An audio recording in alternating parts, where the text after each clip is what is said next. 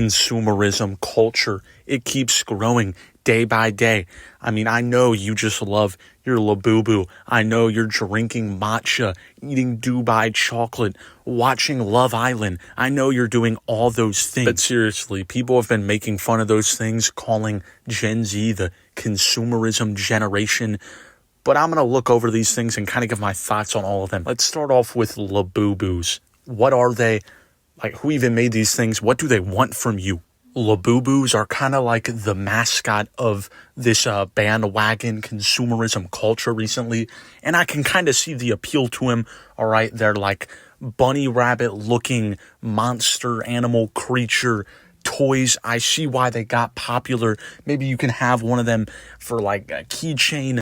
They're also collectible like any modern toy company would do. And the guy who made these Labubus seems like a pretty chill guy. Seems like he had no idea how popular these things would get. But the thing that is annoying about these Labubus are people reselling them for like a lot of money. I mean, there's like grown adults, people who will spend hundreds of dollars on Labubus to like collect them and show them off, the rare Labubu.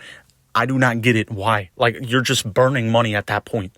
You know, I can see buying a Labubu for like $25, maybe like $30. But if you spent like over $100 on a Labubu, that's on you. Maybe you're that all in. I don't know. But me personally, no, never. And at first, these things were just big with like kids. You know, it's a toy company at the end of the day. But out of nowhere, they just got really big in the styling world, you know, the fashion industry. There was an NBA player, Dylan Brooks. His pregame outfit included a Labubu. With the bunny? Put a damn bunny on you? We had this video of someone giving Steph Curry a Labubu with a Steph Curry jersey on. And then Steph Curry apparently really liked that. And now there's this TikToker that just documents this Steph Curry Labubu that like goes on adventures. It's kind of wholesome in a way, but like now he's associated with the Labubu craze. And then there was this girl who was part of the K-pop group Blackpink. She started wearing a Labubu, and then that's where it really started to take off. You know, any K-pop group or like artist has the most rapid, loyal fan bases of all time. So it makes sense. They're big in the fashion world. They're big in the resellers world, and they're big with kids trying to collect collectibles. You know, just getting that gambling mind started up early. Just keep going until you get the rare Labubu. You know, I would never personally buy a Labubu, especially an expensive Labubu. But if you want to go ahead and buy a Labubu, go, do it, buy one. I'm not going to yell at you and call you a sheep, but you're a little sheep. I'm kidding. I've tapped in to so many trends. Like, I bought a pair of New Balances. They're like a huge trend. Couple years ago, you would never catch me wearing New Balances, so maybe I'm the sheep here. But here's an even more interesting one. It's probably not actually, you probably don't care. Dubai chocolate. Dubai chocolate is massive. Like, I haven't seen a food that hyped up in years. People are selling it. They're loving Dubai chocolate, and just by the looks of it, yeah, I'm not a fan.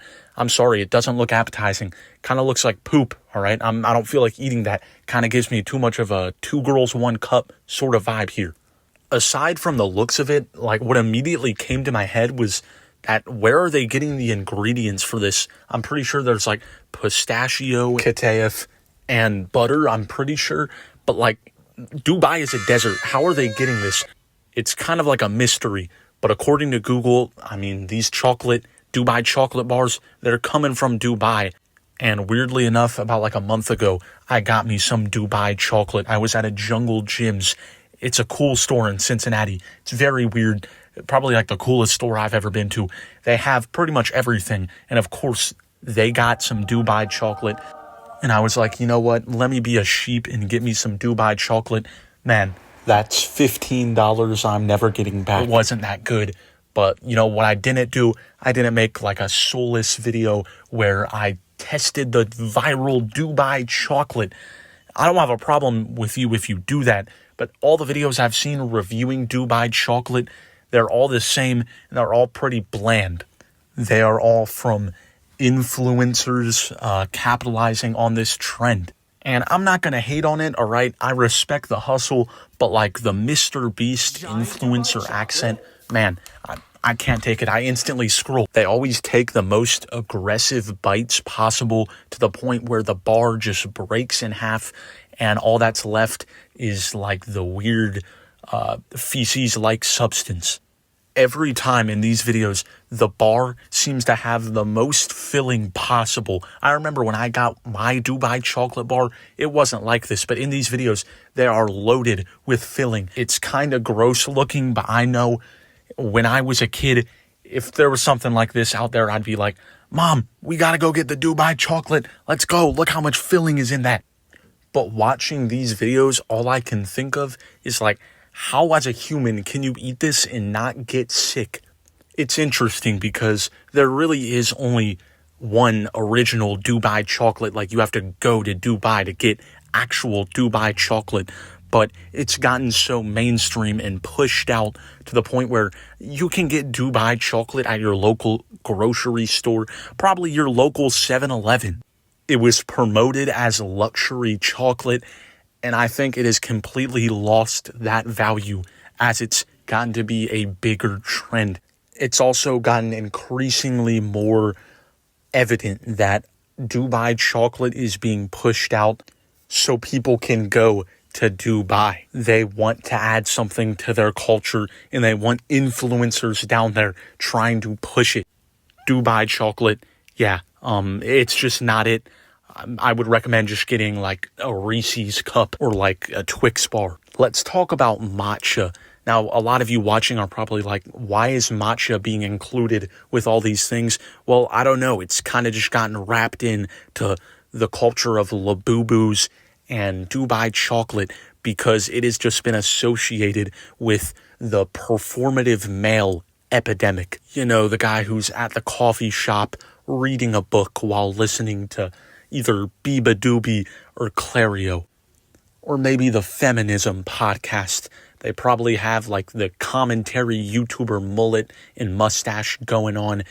Yeah, performative men. They are being linked with matcha. Matcha is a beverage made with whisking powdered green tea into hot water. But a lot of the times it's enjoyed as a latte with milk and probably like 50 other sweeteners that I haven't mentioned. I'm a big fan of lattes and coffee, but I've never tried matcha, and that's because it just looks like you're drinking like grass. I don't want my drink to ever be green, all right? I kind of stray away from that. You know, matcha is just like a typical drink you'd get from a Starbucks, or a lot of other coffee shops are now having matcha. But for some reason, they're associated with consumerism culture because, yeah, I mean, Starbucks in general is kind of consumerism. But, you know, matcha, it's now being associated with Labubus in Dubai chocolate. The ultimate performative male. Labubu, Dubai chocolate, listening to the new Lana Del Rey album with like some matcha in his right hand. It just goes hand in hand. I'm not like the other guys, you see. I just get wrapped up in a good book. I don't really have a creative outro for the video. Thanks for tuning in. Subscribe for the 24-karat matcha Dubai chocolate Labubu. I swear. Anyways, thanks for tuning in. Love you.